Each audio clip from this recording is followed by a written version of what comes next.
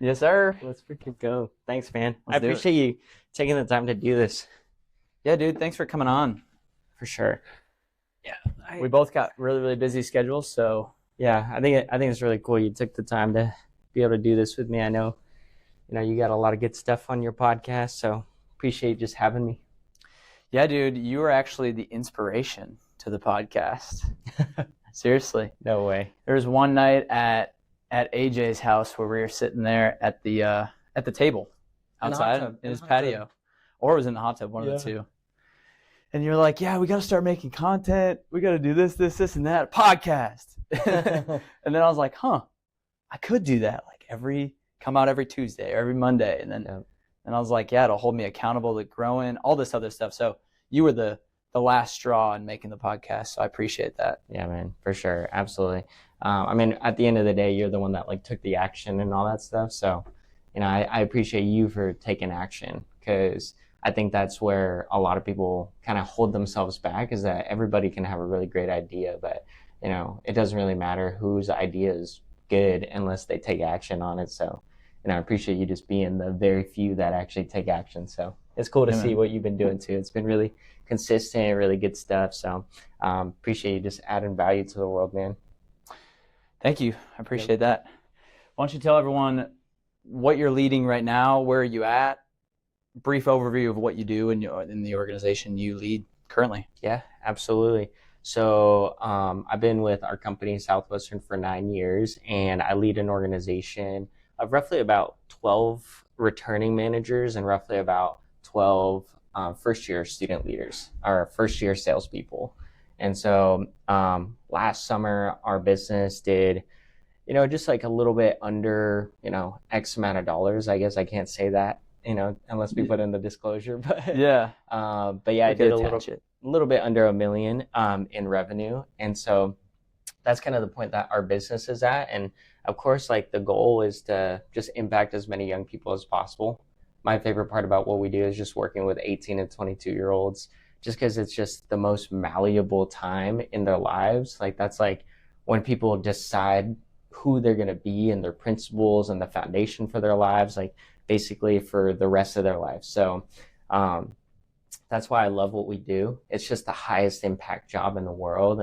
And these people end up going on to become world changers. So yeah, I can feel the impact every time you speak on stage or just having this conversation now. I can, like, whenever you talk, it's like you can feel the impact coming out of you. Yeah, I appreciate it, man. I mean, you also kind of know too, I really also like to kind of like, mess around with the boys and just kind of talk about shit and all that stuff. So as you know from the other night, sometimes because being the youngest of 9 kids, sometimes I can't take the shit talk.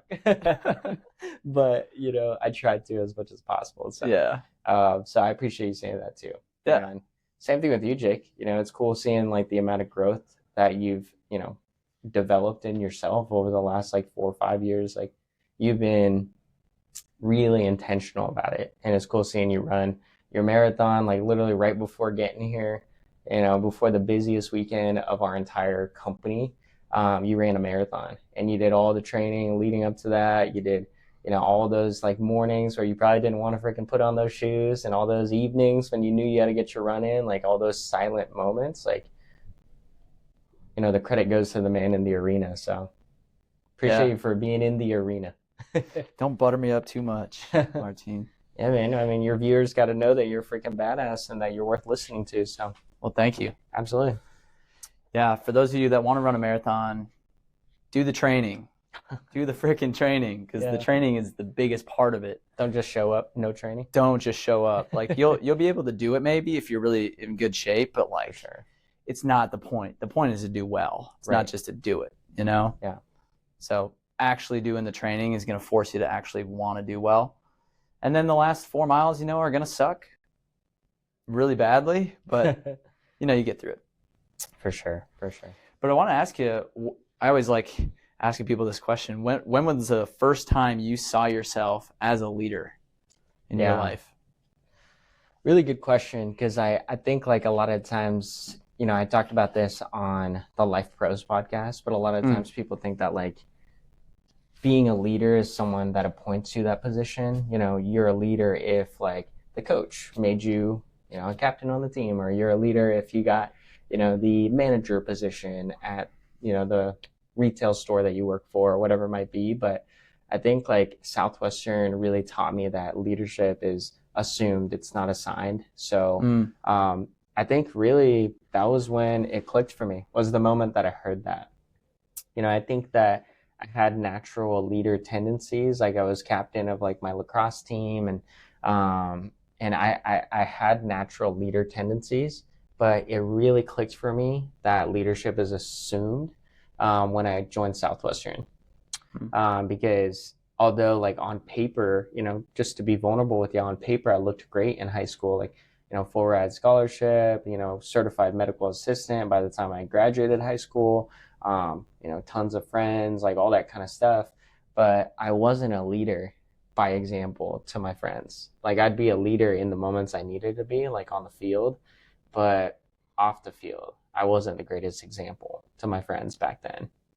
And I'd be the guy that would, instigate like parties and instigate doing drugs and all that kind of stuff back when I was, in high school. And so Southwestern just really helped me kind of have a course correct and understanding that like leadership is in every aspect of your life. Leadership is in the decisions you make when no one's watching. Leadership is, what you do when you wake up, and nobody else is around, and you said you're going to get up and go to the gym. Like that's leading yourself. And you can't lead other people if you don't lead yourself. And you know this really well too. You're one of the best at it, actually. Yeah, I mean, I think when it comes to leadership, I think there's kind of like different tiers. It's when you first learn about it and you realize all your failures and what you're actually not good at. For sure. And then it's the overcorrect of, oh, I have to perform at I feel like sometimes I find myself putting a lot of stress on myself. Like this is what I should be doing. I have to be doing this. I have to be doing this. I have to live the cleanest life outside of how people view me, you know?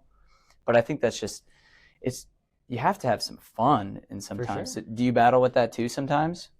Yeah, I would say so. I mean, as you know, with me, like I sometimes swing the pendulum like a lot of like, I'm either having a ton of fun or I'm either like super locked in. So I think that was a battle that I had when I first started in my leadership journey, is that, a lot of times people would see almost like two different versions of me. And I think a really good way to combat that is really just covering that in advance, like telling your people like, hey, by the way, you're going to see like, Martine with 3 different hats on. You're going to see Martine that's just like normal guy, likes to hang out, talks a bunch of shit, makes a bunch of stupid jokes. And then you'll see Martine, where in the middle of like the selling season, you're going to see him be really intense and really locked in, and like it's game time. So don't get surprised when you see two different versions of me. And like I'm kind of curious, why do you think I asked you that? And then they kind of just tell me like why I asked them that. And a lot of the times people get it, because it's true. Like it's kind of like if you're playing a sport, like you're not gonna talk to the people on your team the same way on the court than you are playing video games, like lounging on a weekend where you guys have the weekend off. Like it's just there are going to be 2 different versions of yourself. Those Xbox chats. Yeah. And it's more just, prepping the people that you're leading for that switch that they might experience, just so they're not caught off guard and they're like, yo, which version of him am I going to get, Yeah. Yeah. That's a conundrum that a lot of leaders deal with, I think. For sure. Yeah. Till they've fully just grown out of it or moved on to something else. For sure. Yeah, I think it's like either you figure it out in what you're doing now, or like you just will always battle with that issue for like the rest of your career. So I think it's really cool what we get to do in Southwestern with young people is like, we get to help them work through these, things that they didn't even know they needed to work on. Like I didn't know that I needed to work on that. Like I thought I would just pick it up pretty naturally, but proven like by experience, like it's like I didn't pick it up pretty naturally. And it took a long time for things to start clicking, and it's a journey every day, still trying to find out how like to make it click, and it's just gonna be a lifelong journey, but It's either you figure it out on what you're doing now, or you're just going to have the same problem the rest of your career. I truly believe that. Yeah, I agree. Those are great points, especially asking that question of what do you think I mean by that when you ask them, or when you're talking to someone and saying, hey, you might see two different styles of how I'm acting right now. So yeah, for sure. And they respect that. They really respect that, because they're like, man, that's really authentic. That's really real that you just said that, you know? And then, of course, like over time too, it's like figuring out how to be authentic. You know, I think that was something that I needed to figure out a lot at first, was just like, there's a Martine when he's with old people, and then there's a Martine when he's with young people. And it's just figuring out just how to be authentic in every moment. And at the end of the day, it's really just being worried about what people think about you. Like the only way you'd act different in front of other people is because you're scared about what they would think about you if you showed them your true self. But really, when you're thinking about it, you're just thinking about yourself. You're not thinking about the person in front of you, the person that you're leading, and how you can help that person. And really how you can help that person is like not thinking about yourself. Yeah. And it's like I said, it's a lifelong journey. Like I get worried about what people think about me still all the time. Like even though I'm saying this right now, it's a lifelong journey. You know? Oh yeah. Like what we just had, trying to figure out the camera stuff. Yeah. We look like we got a pretty good situation though, so I'm digging it. Yeah, we figured it out. You know, put two great minds together, you can figure out some cameras. Yep. Problem solve this makeshift studio too. So yep. I'm digging it. Speaking of cameras, so you've been making a ton of content. I've been seeing it, like reels on Instagram. I think you're on TikTok. I personally have not downloaded TikTok, so I haven't seen it. Yep. Are you on like X at all, or Twitter, or are you're on LinkedIn? I see that. Yep. What's like your main goal? What's your main mission with that? Because you're creating a lot of like success principle content as we got all these books back here. Yeah, for sure. And I think like my goal isn't related to a result. You know, whatever the result comes of the value that I put out to the universe, like that's the goal. Is I just want to put as much value out to the universe as possible. And in the 7 spiritual laws of success by Deepak Chopra, he says that money is just the universe paying you in the value that you give to the universe. So the money's going to come, the results are going to come, the followers are going to come. I don't know when, but I am committed to the work it's going to take. So for me right now, at my capacity of like still figuring it out, the work that it's going to take is posting 2 reels a week. So I post on Instagram, LinkedIn, TikTok, Facebook. I don't really post anything on X. So I think, that's of course an area of growth, but if you do the math, that's like 4 pieces of content on Tuesday and then 4 pieces of content on Thursday. It's like 8 pieces of content across like, those 4 different platforms. And I'm just committed to doing the work for the next 10 years. So, and then whatever result comes from it will come from it. But the goal is really just to add as much value to the world and the universe as I can. The mission statement. Yeah, right. And like helping people build skills and character. Yeah. And I do believe that God put us on this earth to like help others. And the vehicle that we have with Southwestern is amazing, but also the vehicle that we have with social media, just the pure reach of it, like we can help so many people. And at the end of the day, like that's the goal. And whatever result comes from it, whatever money comes from it or whatever, like it'll come when it comes. But, at this point it's just, just putting it out and just trying to be consistent too. So would you say you're a content producing leader or a leader producing content? Yeah, good question, actually. I guess my main job is a leader. So, it's just a leader that uses like the vehicle of producing content. Okay. Yeah, because I thought about that too. I can just go into content producing or just leadership, or kind of combine the both. And what does that even look like? For sure. Like for you, I mean, it's got to take a lot of your time. It actually doesn't, like, at all. Like, it takes like an hour, like a week. Really? Yeah, like it's on, on Monday evening, I have it blocked out in my schedule from 7 to 8 p.m. to just record 5 videos. And then I send it to my editor and I pay them like, $15 a video. And basically, yeah, and then it gets done in like 3 or 4 days. So shouts out to Fiverr. But Alex Hormozy talks about it all the time. PBD talks about it all the time, of just like the value of your time, and like where I make the most money is when I'm selling or recruiting. So of course I'm not gonna, like, the skill of like learning how to edit a video and all that kind of stuff. Like I don't need to do that if I can pay someone else to do that. And if I can pay someone else like $15, to do something that would take me like 2 or 3 hours, like the math is like, I make $100+ like an hour or whatever, like 15, like doing something where I can pay someone $15 an hour, it makes more sense to pay someone else.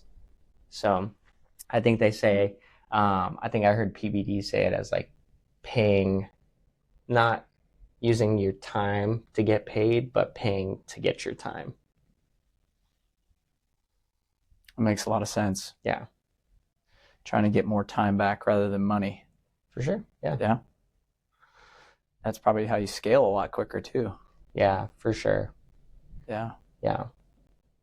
So what do you use to block your time off? Do you use like a calendar? I'm pretty sure a couple episodes I talked about how to create a schedule. Yeah.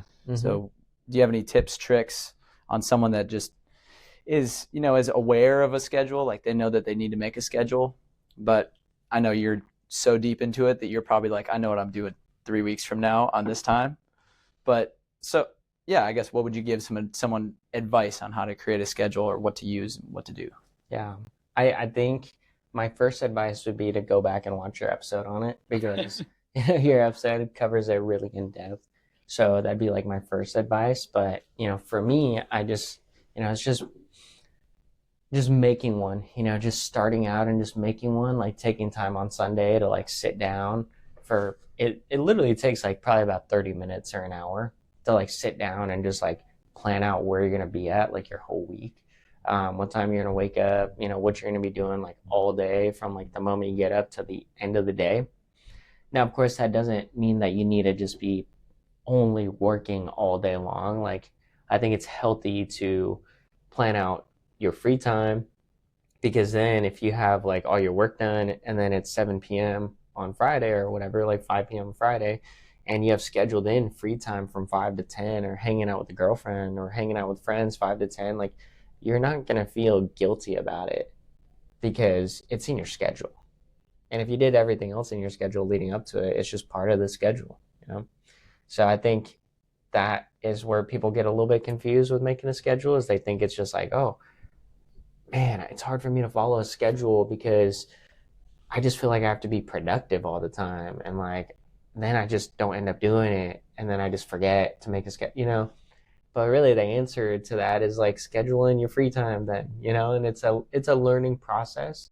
Like you're not going to be a master of it the first time you make it, but it just makes sense to make one, because it's either you're letting your schedule run you or you're running your schedule. So what do you pick? So yeah, scheduling in your free time. It's a tough thing to do at first when you're making a schedule. For sure. I mean, I'll tell you that much. If you're like me and you, like we obviously don't like to have a lot of free time. Like for me, I kind of prefer to work like 9 a.m. till 9 p.m., 10 p.m., 11 p.m. Like that's my natural instinct, is to just work all day, And so, but then of course with like Chloe, my girlfriend, and with my relationships and my friends, like that's not the most beneficial to my relationships to work like all day. So I do have to be intentional about scheduling free time. And also scheduling time to work on different parts of your brain. So, I mean, I love what we do. I love talking to people all day. But, of course, I need to schedule in things that that work the other side of my brain. So recording content or producing music, it works the other side of my brain so that I'm fresh when I go back to my actual activities that I usually do. Yeah. You know? Yeah. Sharpening yourself in different areas. For sure. And those are just the things for me. I love music. I've always loved music. So I love producing music, and I'm doing a bunch of production courses. So I'll usually work until about 8 p.m. and then I just can't help it but to like put my headphones on from like 8 to 9 or 8 to 10 p.m. and just like make, work on the song I'm making right now. So, and that just makes me feel good. It makes me feel balanced at the end of the day. And then sometimes I just like to like sit down and watch a freaking TV show, with Chloe. Like it's like make a nice dinner and meal prep and then have a nice show on and just sit and chill for like a couple hours and, get to bed early and all that stuff. And I'm getting old now. I think there's a lot of people that may listen to this podcast and laugh at that because you're not that old. Yeah. So tell me about this music business. So you're making a song now. Is this the first song you made? So this is probably like my 10th song that I've made. Wow. But I have on my vision board to produce for 2 hours a week minimum and make a song once every 2 weeks. And so far I've been sticking to that. And produce like 2 hours a week is just a minimum, but I love it so much that like I probably end up doing it more like 4 or 5 hours a week. I'll snowboard all day on Saturday. And then after snowboarding, I just can't help but, just either just put on the headphones and just make some music or whatever. So I don't really have a goal with that. Like I said, I'm just committed to like just putting in the work to do it because it's just something I love. I love music so much. I love my whole life. Like if people watch this from like my childhood, like my whole life, like I've always loved to be on the aux and I've always loved to just record or like play music. And so it just like, there's just something that happens in me when I just hear like a song that I really love. So I want to like make music like that, and sure, whatever, like if it ends up being something that makes me money down the road, cool. But if not, it's just something that I love doing. It's like a creative release. Yeah, it's a great way to put it, a creative release. For sure. So what do you consider like, because it sounds like you got a lot going on in your week because you got meetings with people because you're, and then you got content creation and then you got more content creation with making music. What do you consider like a successful week? Like if you were to go to bed on Sunday, knowing that you did these things or Saturday night or whatever it is, what would you consider that a successful week if you did that? I'd say touch points with all my people, 10 people infoed. So 10 people that, are in the pipeline to hear about Southwestern, 2 hours minimum of music production and 5 videos submitted to my editor, and post on Tuesdays, post on Thursdays, and gym 4 times. So Monday, Tuesday, Thursday, Friday, gym. And yeah, that's about it. Dang right. And of course, eating good. So I love meal prepping. I love Instagram, like recipes and all that stuff. So me and Chloe love trying new recipes, and we'll usually meal prep all day, or not all day. It usually takes like 2 hours on like Saturday or Sunday. And sometimes, depending on the meal, we'll make enough for the whole week. But a lot of times, the meal will last till like, meal preps last till Wednesday or Thursday, and then we'll just make another round for like the second half of the week. So, yeah. Sometimes it's easy to just order a pizza. For sure. Yeah. Sometimes it is like that's no matter what for me, because I don't like to eat out all the time. Like it's just but I do have like a max that me and Chloe can, or I at least can take Chloe out once a week. So because it's nice to just have some variety. Yeah. 100%. Yeah. B-dubs every Thursday. Yeah. Something like that. I got the buy one get one. Yep. Yeah. Exactly right. B-dubs. B-dubs every Thursday. Sponsor Jake Paulson's podcast. They actually already sponsor. Oh, that nice. Yeah. I'm supposed to say that this. We should probably put the disclosure in there too. Yeah. Well, I was going to ask you some things about leadership more in depth because, I think you've been through some trial. I think everyone's been through some ups and downs in their journey along the way. And I mean, obviously, it's a huge part of your life because it's your main source of income. Yeah. So what are some things that you've done in the past, some failures that might help, someone listening to this that might be going through something right now where they're like, gosh, I can't get my sales team to produce, or I'm not really an attractor. Like they might be dealing with some self-doubt or something like that. What advice would you give, and maybe a place that you've been in your life? Yeah, I think the common denominator of success phrases it really well. If you haven't read that article, audience, I know Jake has, but definitely read that article. It's really cool. It's a speech given by this guy, I forgot his name, but he gives a speech to like this group of insurance salespeople, and it's timeless. Like people still refer to it all the time today, but in the common denominator of success, it says that successful people form the habit of doing the things that unsuccessful people don't like to do. And by forming the habit of doing the things that unsuccessful people don't like to do, and by compounding that every single day for a year, 2 years, 3 years, 4 years, 5 years, one day you're just going to look up and you're not even going to recognize the world that's around you and the person that you became. So I'd say that's like the first place to start, is just like compound your habits, James Clear, like habit stack, and just get on a schedule, and start working towards the thing that you love, or else like the world will make you work for it.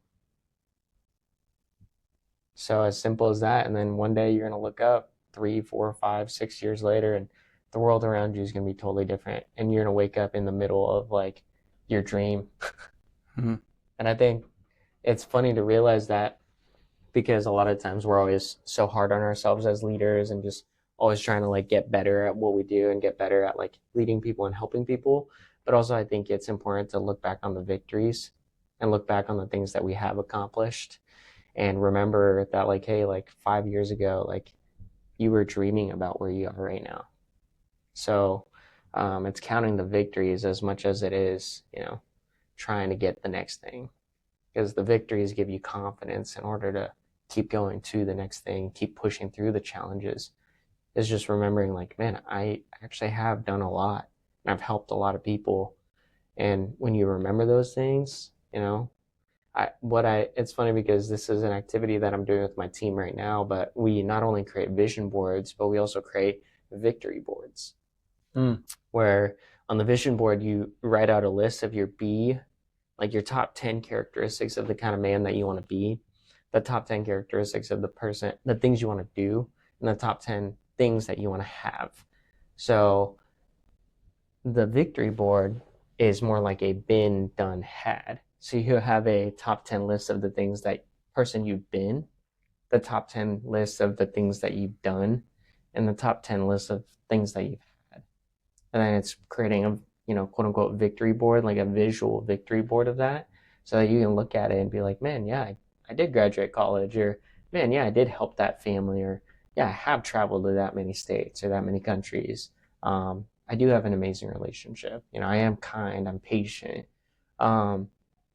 So that, but also creating like an affirmations list too, and constantly updating your affirmations. A great mentor of mine, Yvette Keister, she's actually my coach. And she told me that affirmations they're kind of like milk in the fridge, over time, like it's going to expire and it's going to be a little bit sour and it's not going to hit the same.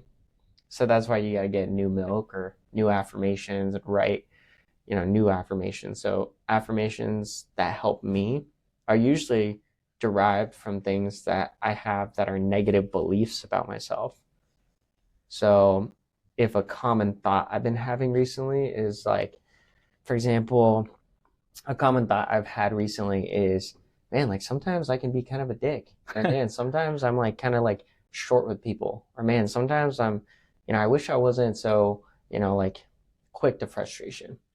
And then you turn those into like a positive affirmation of like, I'm kind, I'm patient. When I start to feel myself boil, I pause and I take a deep breath and realize that the person in front of me, like they're good inside. They're good inside. He's good inside. She's good inside. and just that's what re-engineering a negative belief into an affirmation is, and it's constantly re-engineering your negative beliefs into a positive affirmation. And you're not going to believe the affirmations you say when you first say them. You probably won't believe them the first 10 to 20 to 30 times you say them.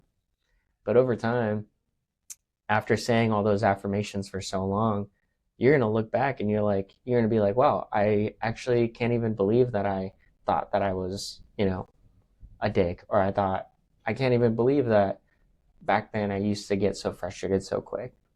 Eventually, you're going to look up one day and you're not going to believe the world that you see around you. Yeah, I just made a list of those. Yeah. And it's hard to sit there and believe it. You're like, for sure.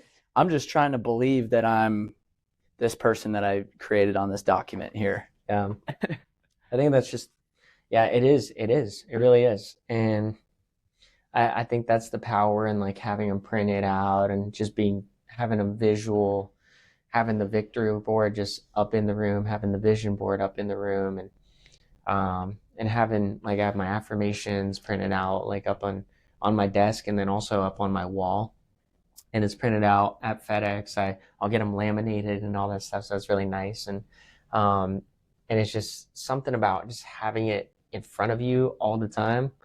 It's just hard to avoid because it's just right there, and your subconscious just sees it all the time, and so your subconscious is going to get excited to get closer to that. It's almost like you're selling yourself over and over and over. Yep. Like, I'm decent at sales. I'm not anything special in like terms of greatness of sales. You're definitely pretty special at. You're pretty good at what you do. So. Pretty good. Okay. Yeah. We'll say pretty good. But it's like, in order for me to get excited about something, actually believe in it, I have to just constantly sell myself on it. For sure. Like over and over and over again. Like if I really don't want to go do something, like say it's, flagging someone down to have them fill out a survey. There's people that do that all the time. Yeah. And it's uncomfortable. It's like the person in front of Walmart that has they're like asking for donations, wearing, I think it's like Santa usually. But that's uncomfortable, Sure. To do that is uncomfortable. No one wants to stand out in the cold and do that. Yep. But they sold themselves on why they should just go do it. For sure. That's the first sale you got to make is to yourself. And I feel like there's a lot of good salespeople out there that just haven't sold themselves yet. For sure. And I'm working on it. Some of the most successful people are like to the point of like slightly delusional.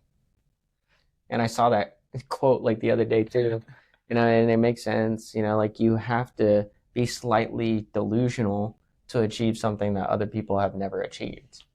By definition, to believe something that other people have never believed they could do, by definition, that is delusional. By definition, that is quote unquote crazy. So you kind of have to be a little bit on the healthy side delusional. Yeah.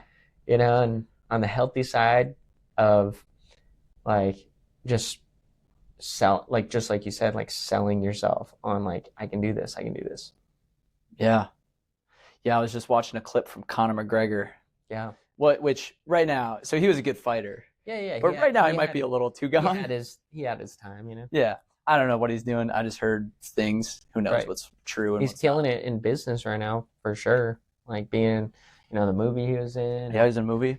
Yeah, and his he has like a bar. He also has like I think like a whiskey or something like that. Like Proper 12. Yeah, like he's killing it in business right now for sure. Yeah. He makes a crap ton of money. Oh yeah, he's a promoter. But he had this quote. It was back in 2013, and I play it all the time for myself because it fires me up. Yeah. I'm gonna misquote it, but essentially what he was saying is, he said, I've given my all to this game. I've like given literally everything I have. And he's talking about UFC fighting. Yeah. He's sitting there on the mat, like sweaty, just got done with a workout, probably just got beat up, Yeah. But he's like, I've given it all. Like, and then he talked about Pablo Picasso. He's the one with one ear. Yep.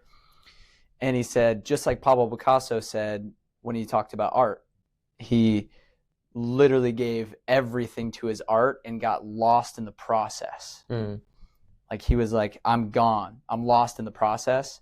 And then he said, but it's going to be worth it when my mom has her mansion. Yeah. My girlfriend's got a car for every day of the week. And my kids' have everything that they want. Yeah. Then it'll be worth it. And I watched that quote because it's now, of course, you got music over it, so it's like a better effect. And yeah, I watched that quote and I'm like, that is what a purpose is, you know? For sure. That man found it. Maybe he got a little too lost, who knows? But he was good at what he did. And now literally everything he spoke, he sold it to himself back then. And it came true. And there was a reporter that was quoting it to him like 10 years later, or maybe a little bit less. But he started to get emotional when the reporter was saying it because he remembers saying it. Yeah. And he's like, yeah, literally, I did it, you know? Yeah. Oh, that's good. It's good stuff, man. Yeah, I mean, finding a purpose, I think, is like the first thing. Like you were talking about the goal board or the victory board. Yeah. The Ben had, I already did it. Selling yourself on it. Mm-hmm. That's really a lot. I think one thing that people have to grasp. Yeah. If you want to, you don't have to grasp it, I guess. For sure. But I think there's only a few people that actually get to that point to grasp it. Yeah. And so that's one of the reasons that I, like you said, took action to make the podcast was really so that I could hopefully bring some light to the subject of what is personal development, growing in yourself, growing to help your community and the people around you just, live life to the fullest. Yep. Make your impact, whatever that may be. Mm-hmm. Boom. Mic drop. Yeah. So one thing, actually, we talked about this yesterday. I wanted to save it so we could talk about it because I'm actually pretty curious about it. Credit cards. Yeah. You got some credit cards. Mm-hmm. And I know there's some people that I know that very close to me that don't like credit cards. Yeah. Just because maybe they don't understand the concept of it, or maybe I don't fully. Yeah. But I have 2 of them, and I use them. I like them. Right. So what kind of credit cards you got? Do you get some flights with it? I don't know. Like, what'd you start out, and how has it gone? Yeah, for sure. Absolutely. Yeah, I think it kind of depends on how you use it too. I definitely wouldn't say I'm like an expert on it. I know my friend Jacob Levine, like he knows a lot about credit cards. And I know for me, like I've had situations where I have kind of abused the credit card usage a little bit and where I had to kind of like tone it back a little bit too. So I'm definitely by no means an expert on this topic. But I would say like, some that I really like and some that I use every day are like the American Express Gold Card. I really like that one for, the 4 times points on restaurants and 4 times points on grocery stores. And then I use the American Express Platinum Card for travel because it's like 5 times on flights and 5 times on hotels. And I have access to 1,200 lounges like all over the world. So anytime I fly, I'm, able to get a free meal at like the lounge and at every single airport that I have flown to so far. So that's a really big perk of that one. But of course, just rule of thumb is like don't spend it unless you have it. And if you don't have it, then don't use the credit card. So some of them have limits. Like if you started out, because I didn't really understand it at first. Right. So I just went and got one. It was like a Saver One card. Right. Could get some cash back on some things. For sure. So you have a limit, right? Yeah. And you get the credit card in the mail. You got to apply for it. Yeah. But most of them are pretty easy to get as long as you have like a 600 or above or 550 or something. Something like that, yeah. And then how do you build on your credit? Yeah, just keep making the payments, just make the payments on time and that's how your credit starts to build with it. Okay, so you borrow the money from the credit card company. Yep. And then you pay it back. But is there interest when you pay it, or is there only interest when it's late? There's interest every month. So if you have a balance, there's interest, depending on the card. Some cards have no interest, but yeah, like most cards will have like, interest on them. So the interest accrues every month on the balance that you have on there. So that is also, a thing to kind of watch out for. And that's a big reason why I like to have all my cards like paid off like at the end of the month. I like to carry a little bit of a balance because also, credit card companies and, whoever runs like the credit score stuff, like FICO or whatever, they like to see that you have a little bit of debt that you owe. And yeah. Okay. Yeah, I crossed over 800 a couple months Hey, ago. good So, stuff. but I mean that probably was from more than just the credit cards. 800 is crazy. That was probably from other forms of, debt to pay off and all that stuff. So Yeah, so you need that good score because For you sure. have you have one Airbnb or you have more? so I have one that's all mine, and then I have two that I'm part like owner in / Airbnb arbitrage. Okay, so you went ahead and bought a house. Yep. Mhm. Okay, so you got a mortgage right now. Yep. And the Airbnb helps pay it off. Exactly. Yeah. Okay. And you needed a good credit score to get the house, right? Exactly. Yep. Mm-hmm. Then To you, apply for a loan and all that stuff. Proof of income as well. proof of income. Yep. Okay, so you needed your documents. Mm-hmm. And did you buy the car outright, or did you have to do some payments on that too? I mean, the car is paid off. I of course, got a loan and paid it off like as soon as I could. So, yeah. Dang right. So yeah, that factored in when I started learning about credit and credit score and credit cards. I was like, I don't even know what I'm looking at here. Yeah, And then I realized, oh, you actually need a good credit score to do certain things. For sure. Insurance is another one. yep. Your credit might be bad and insurance might go up, right? I think Is it so. something like that? I think so. Yeah, Certain insurances. yeah. Depending on the insurance or something like that. Yeah. Well, yeah, I mean, yeah, because I'm thinking about buying a house this year. Yeah. Maybe next year. But the goal is this year. I should So, put it on the victory board. Yeah, for sure. I already had it. Mm-hmm. Done it. But yeah, I need a good credit score. I'm not quite 800. Yeah, It's a little crazy. it's all good. It takes time. Yeah. Yeah. Well, is there anything you wanted to that you wanted to talk about, get off your chest? Anything you wanted to spread? I don't know. Yeah. Well, I mean, I think what you're doing is awesome, and the value that you're adding and the action that you're taking on your podcast is really cool. So, the only thing is I just say like and subscribe and share this as much as possible, and keep listening to Jake's stuff. He's got some really good stuff. So, yeah. Well, real quick before we go, where are you at now? What are you consuming on a weekly basis to grow yourself? I know you talked about different things that you're doing for your other side of your brain. Yeah. But like these that we see behind us, all these books, what are you consuming right now that you're excited about? What are you learning? Right now I'm reading The Ultimate Guide to Developing Leaders by John C. Maxwell. And I also just finished Leadership by John C. Maxwell. He's just a really great leadership author. I probably read 20 of his books, but other than that too, I'm also reading The Psychology of Money. And I'm also consuming podcasts from Lewis Howes, Jay Shetty, and then also consuming podcasts from Gary Vee on content creation. And then the music that I'm consuming is I'm listening to a lot of Leighton Jordiani. He creates some freaking tech house bangers, bro. I'm telling you. Yeah. Act of God, it's on Spotify. Actually, it's not. It's actually on SoundCloud. It's unreleased, but the second drop is just so awesome. Yeah, so Leighton Jordiani, Dom Dalla, of course. Of course you got your John Summits and stuff like that. I love what John Summit makes. I don't really like his crowds too much though. Oh yeah. Yeah, it's big time. Yeah, like oh my God, John Summit type of crowd, So, but of course he makes really good dark tech house music. I love that. And then also Tape B, in terms of the dubstep scene, he's definitely the forefront of the dubstep scene right now. He's a lot of artists are taking to his sound and putting out a lot of stuff like him now. And so I would say that's the majority of the content that I consume. And I like to kind of just rotate it. Some days it's just all music, and some days it's all podcasts, and some days it's all books, and it kind of depends on the day and kind of what I'm feeling that day. But yeah, self-education, bro. All about it.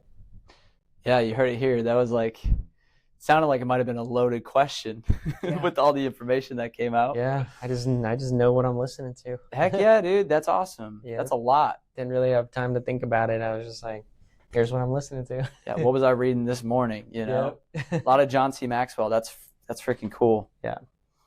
Well, where can people find your stuff? Yeah, man. They can find me at Martine Cao on Instagram, TikTok. They can find me Martine Cao on LinkedIn. They can find me Martine Cao on Facebook. So add me on all the platforms, whatever, share if you like it or don't like, maybe you might hate it. So who knows? So, but that's where you guys can find me. At least comment. Yeah. Make you sure can leave a comment if you want. You can engage, but also if you don't want to, that's fine. For sure, dude. I'll live without it. Yeah, dude. Thank you for coming on. I appreciate you, man. You're a leader. You're a leader to me.